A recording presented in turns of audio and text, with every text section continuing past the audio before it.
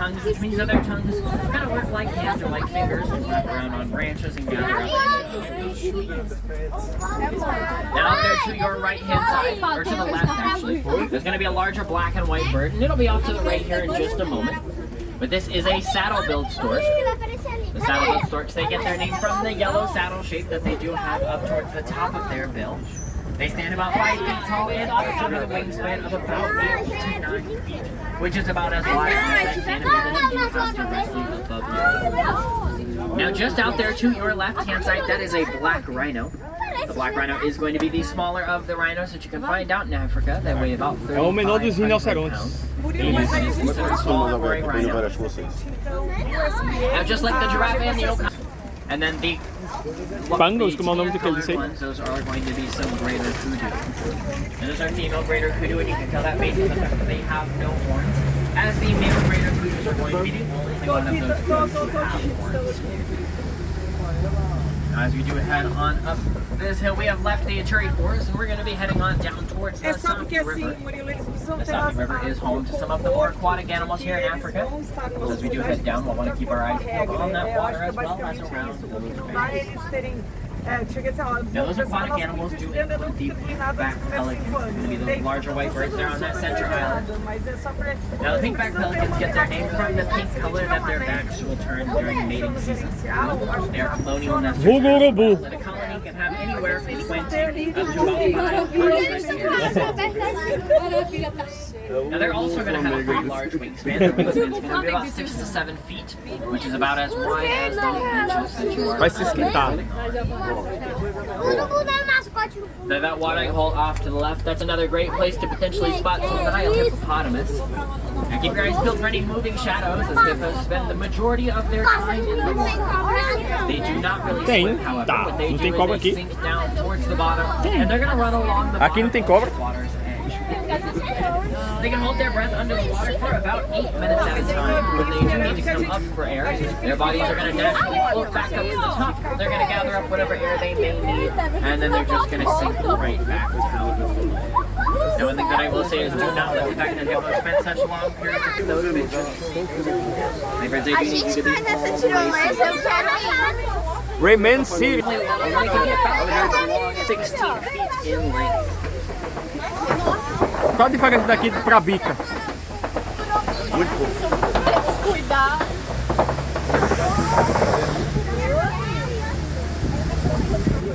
Crocodiles, they do have a tree that kind of looks like it is upside down with those roots coming out of its top. That is a baobab tree.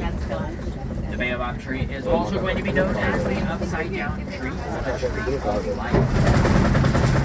Well, it does share the nickname the tree of life with the tree of life here in Disney's Animal Kingdom. The two are quite different. The tree of life that you find here in the park, it has leaves pretty much all year, it's about a good year. Inside of that great big trunk, it does hold many gallons of water in excess.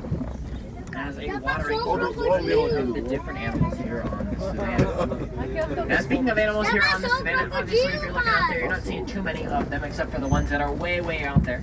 Now dens like that one off to the left are typically great places to find some of the hunters out on the savannah. We like to spend a lot of time back behind and off to the sides as well. And actually it looks like you're going to get to see some African painted dogs out there just off to the side. Now while they are quite cute, I definitely would not recommend trying to take any of those puppies home with you, as they are some of the most successful hunters out on the savannah. They're going to hunt with a pack mentality, meaning that they will hunt all together from all angles. These darker brown antelope out there to your left, those are the sable antelope. So the sable antelope, as you may notice, they have horns that do lean back towards, or curve back towards their backs. And they're going to use them as a way to help defend themselves against any of those potential predators that may come up from behind. Now when it does come to any sort of fight or flight situation for those sable antelope, they pretty much will almost always be choosing to fight. Now scattered all about the savannah, you might be seeing these towers that kind of look like piles of dirt. These are going to be termite mounds. And actually they're not just going to be made up of dirt, they actually are going to be towers of dirt, spit, and dung. So they are made up of 3 main ingredients. Out in the hot sun, they do bake to be almost as hard. Well, you are right. That is a wildebeest. Now the wildebeest, they are one of the largest migratory groups out on the savannah. They will migrate herds of 10 up to about 1,000. And in a single year, about 1.5 million wildebeest are known to migrate out across the savannah.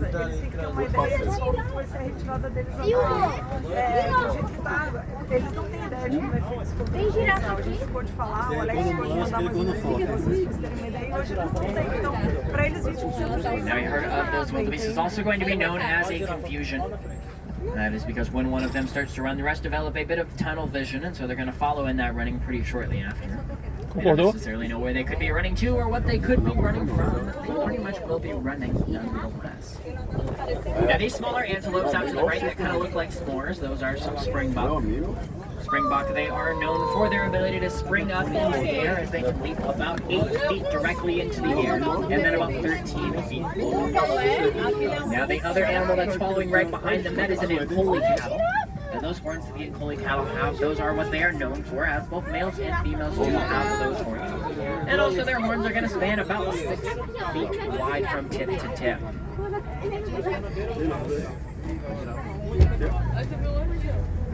And we are going to be approaching some side giraffes. Tá ali, ó, bem grande ali perto, vai passar perto. But as we do kind of approach them, take a close look at Ó a girafa ali, ó. their spots as the Maasai giraffe. They do have pretty jagged spots all over their bodies. That kind of make it look like they are wearing puzzle pieces. That's going to be how we can tell that they are the Maasai giraffe.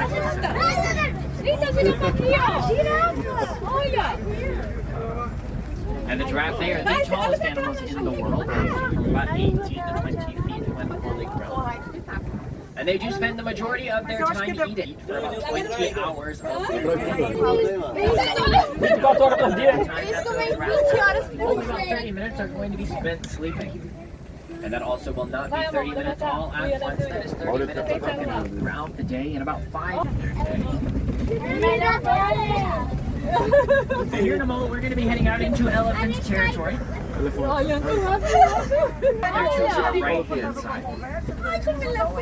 Now, as you see, they do have those very large ears, and they're going to flap their ears back and forth as a way to help cool off their bodies. So they could say that they have some pretty good ear conditioning. Ó, a piscininha, dá pra entrar aqui, ó. Flapping of their ears back and forth is going to be really effective for them, as it's known to cool off their bodies by about 15 degrees Fahrenheit.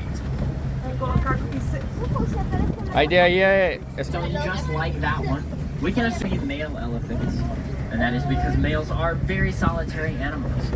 When they reach about 14 to 15 years old, they're going to be asked to kind of leave their original, called bachelor herds, because they are such solitary animals. But bachelor herds typically last É uma ponta.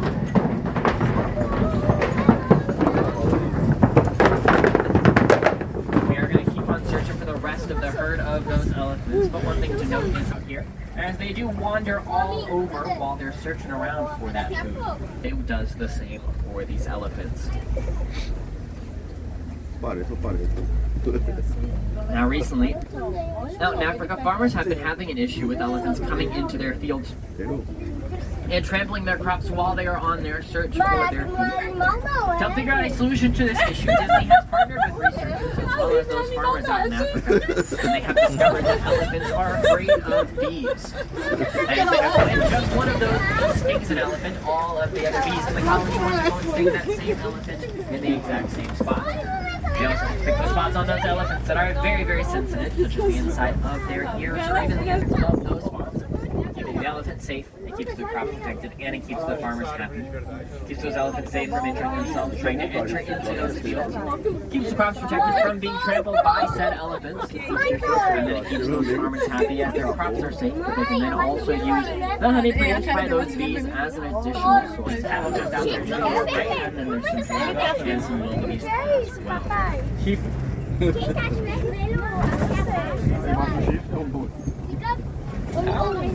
Búfalo.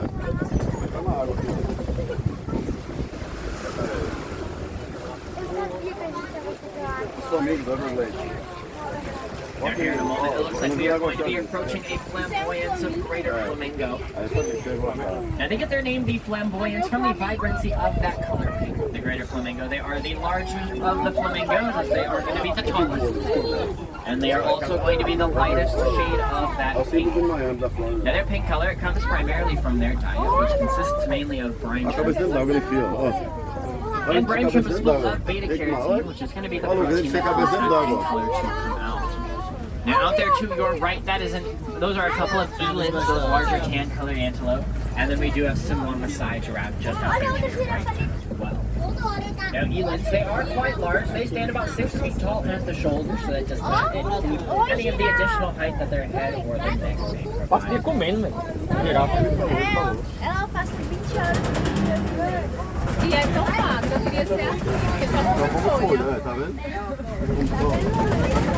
Isso aqui é para os animais não passarem.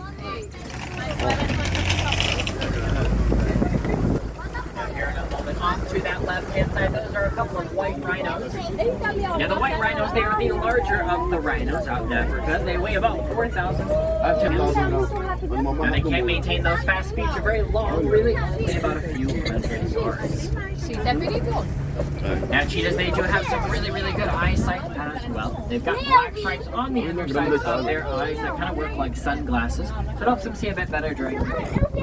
It's actually going to be really great for them, as the cheetahs are known for the majority of their hunting during the day. Now when they are all together, a group of those cheetahs is on word bite, which means wide.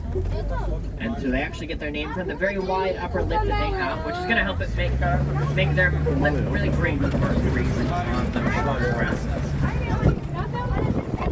Now it looks like we are going to have at least the female lion that we're going to get to see out there to our right. And it looks like the male lion is going to be just back behind her. Now the male lion has a great big mane that can weigh about 35 pounds. Now as part of their social dynamic, Hey, Lion! the female lions are going to be the ones that go out and do the majority of the hunting, while the male lions are going to be the ones to stay back and protect the coon out there. That is a water buck. Rapaz, esses avestruz é pesado. Largest bird on 2 legs. It's also going to be the fastest bird on 2 legs.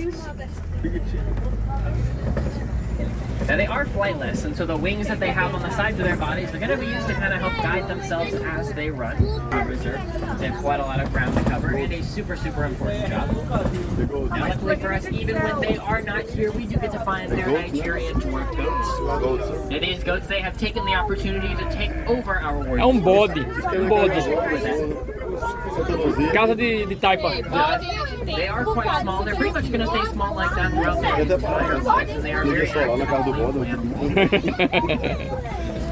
Tem energia solar na casa do They are bode. very active and playful animals, and then their favorite snack is going to be underbrush, which conveniently enough for them is what most traditional livestock leave behind. Once you are making your way over there, you get a behind the scenes look at some of the animal farms. And also over our vacation find the animation experience class, where you can learn to draw some of your favorite characters and learn a little bit more about the animals that those characters are. And we're going to figure out which one of these panels is going to open up for us fast. Now it looks like we're going to be